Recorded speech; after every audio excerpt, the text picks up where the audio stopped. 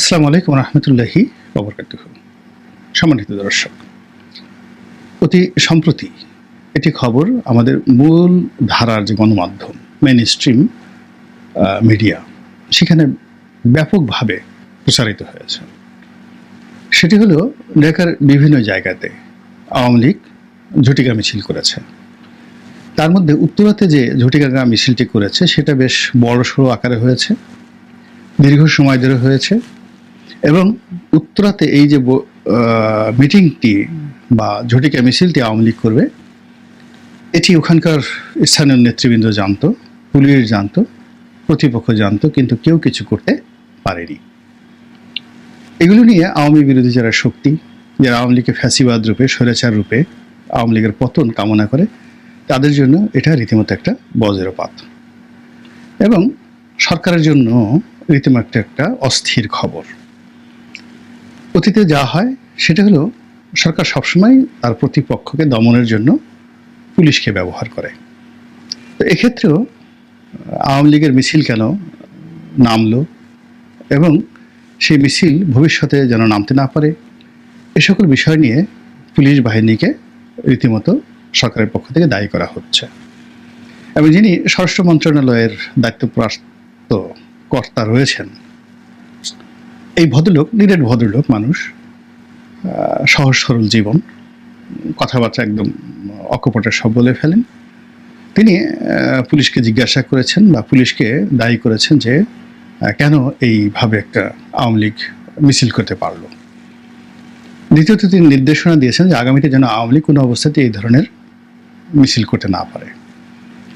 তো প্রথমত আওয়ামী লীগের মিটিং করা, আর দ্বিতীয়ত স্বরাষ্ট্র উপদেষ্টার এই ধরনের বক্তব্য, এটি নিয়ে মূল ধারার গণমাধ্যমে ব্যাপক আলোচনা চলছে। তার সঙ্গে সঙ্গে সামাজিকে যারা মাধ্যমে কথা বলেন, কন্টেন্ট ক্রিয়েট করেন, তারাও কিন্তু তাদের মূল্যবান বক্তব্য তুলে ধরছেন।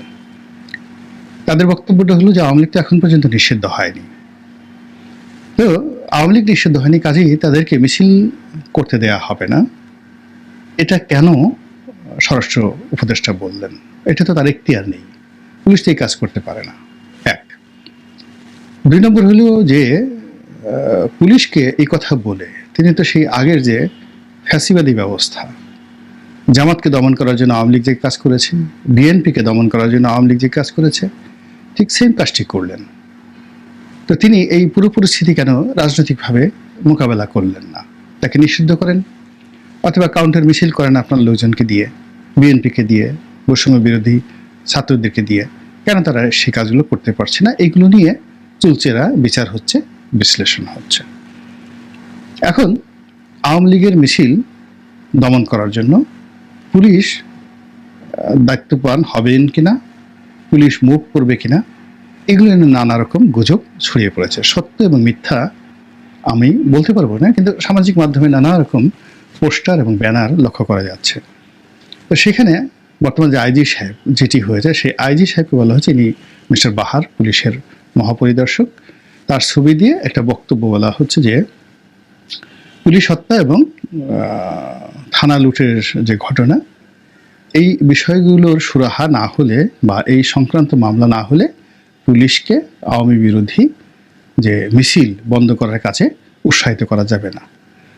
তো এই কথা তিনি, তার ছবি ব্যবহার করা হয়েছে, কিন্তু বলা হচ্ছে যে মেট্রোপলিটন পুলিশ কমিশনার বলেছেন। ধরে নিলাম যে পুলিশ এই ধরনের কোনো কথা বলেনি, কিন্তু এটা সামাজিক মাধ্যমে প্রচার করা হচ্ছে। এখন সামাজিক মাধ্যমে এই যে প্রচার করা হচ্ছে, এটা কিন্তু ভীষণ রকম যাকে বলা হয় আলোচিত হচ্ছে, এটা নিয়ে আতঙ্ক ছড়িয়ে পড়েছে, এটা নিয়ে বিতর্ক হচ্ছে। অর্থাৎ বাংলাদেশে যে প্রায় ২৫০০ পুলিশ হত্যাকাণ্ডের শিকার হয়েছেন আগস্ট মাসের ৫ তারিখের আগে পরে, এটার একটা হত্যা মামলা কেন হবে না? কেন এই হত্যায় যারা জড়িত তাদের বিচার হবে না? কেন?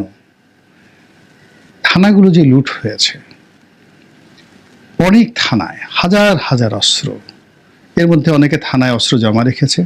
আমার নিজের কথা বলে, আমার অস্ত্রটাও থানায় জমা ছিল। তো আমার যে থানায় অস্ত্র জমা ছিল, আমি যখন আনতে গেলাম এই কয়েকদিন আগে, তখন ওসি সাহেব বললেন যে স্যার আপনার সৌভাগ্য, আমাদেরও সৌভাগ্য। অনেক থানায় অনেক অস্ত্র লুট হয়েছে, অনেক প্রাইভেট অস্ত্র লুট হয়ে গেছে, কিন্তু ভাগ্য ভালো আমাদের থানায় এই কাজটা হয়নি। এই জন্য যে আপনাকে অস্ত্রটা ফেরত দিতে পারলাম, এজন্য কৃতজ্ঞ। এখন এই যে থানার যে ভারী অস্ত্র, তারপর বিভিন্ন ব্যক্তিগত অস্ত্র, এগুলো যে লুট হলো, থানা পুড়িয়ে দেওয়া হলো, থানার যানবাহন পুড়িয়ে দেওয়া হলো, এই মামলাগুলো কেন হবে না?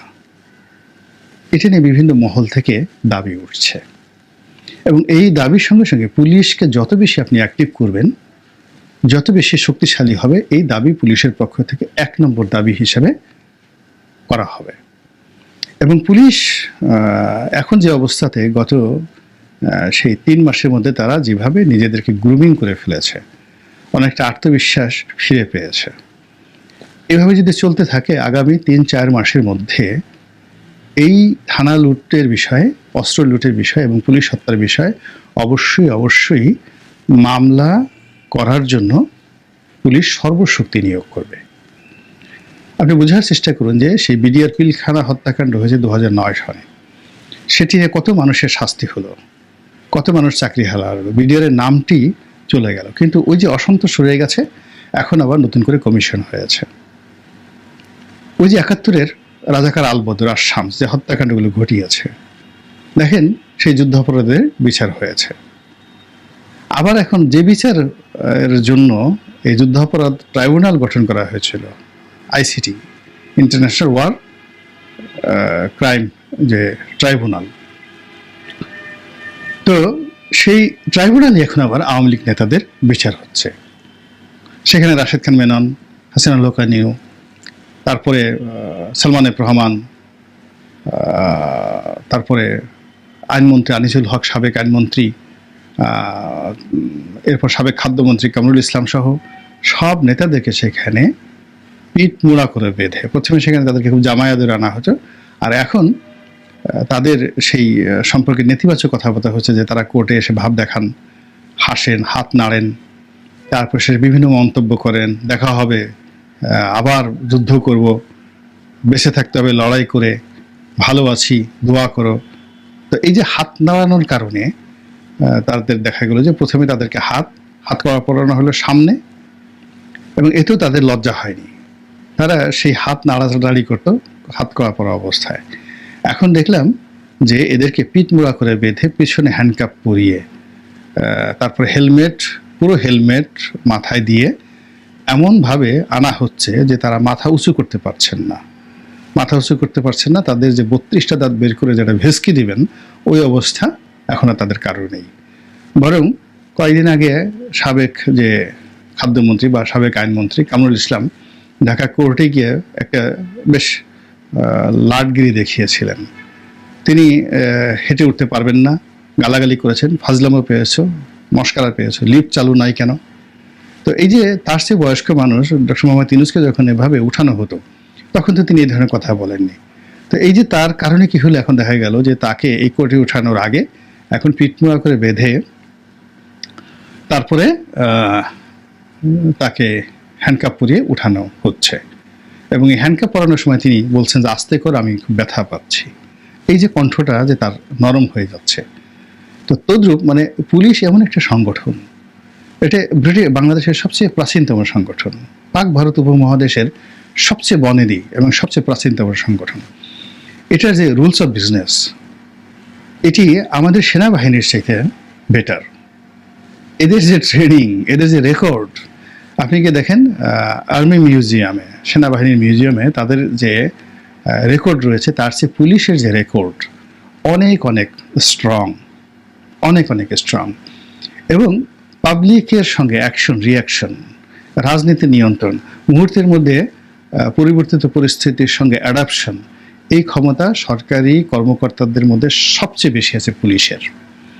তো সেই পুলিশের 2500 সদস্যর হত্যাকাণ্ড, 2.25 লাখ পুলিশ, আপনার কি মনে হয় লেমন জুস খাবে, ফিডার খাবে, বা মুখে সেই চুষনি দিয়ে তারা চুচু করবে না। যখনই সুযোগ পাবে তখনই তারা গর্জে উঠবে, এবং এমনভাবে গর্জে উঠবে এই আওয়ামী লীগ লোকদের হাত করা পরানো দেখেই আপনার সেটা আন্দাজ করা উচিত। যে কয়দিন আগে এই পুলিশের, এখন বলা হয় যে পুলিশের 90% কর্মকর্তা আওয়ামী লীগের, তো 90% কর্মকর্তা আওয়ামী লীগের হলে সেই কর্মকর্তাদের দ্বারা আওয়ামী লীগের নেতাদের কি অবস্থা হচ্ছে। তো এখন যারা আছেন তারা অনেকে হয়তো বিএনপির হয়ে গেছেন, অনেকে জামাতের হয়ে গেছেন, অনেকে হয়তো সেই ডক্টর মোহাম্মদ ইউনূসের দলের লোকজন হয়ে গেছেন। কিন্তু পরিবর্তিত পরিস্থিতিতে তাদের চোখ উল্টাতে বা কারো হাতে হাত করা পরাতে কিংবা পিঠমোড়া করে বাঁধতে তাদের 1 মিনিটও দেরি লাগবে না, এবং এটা হবেই। মানে পুলিশ যদি থাকে, আপনি যদি পুলিশ পুরো ব্যান্ড করে দেন, এখানে নাম যদি রাখেন পুলিশ, নাম যদি রাখেন পুলিশ, এবং প্রতিটি সদস্যকে বাদ দিয়ে জুলাই আগস্ট বিপ্লবের ছাত্রদেরকে এখানে নিয়োগ দেন।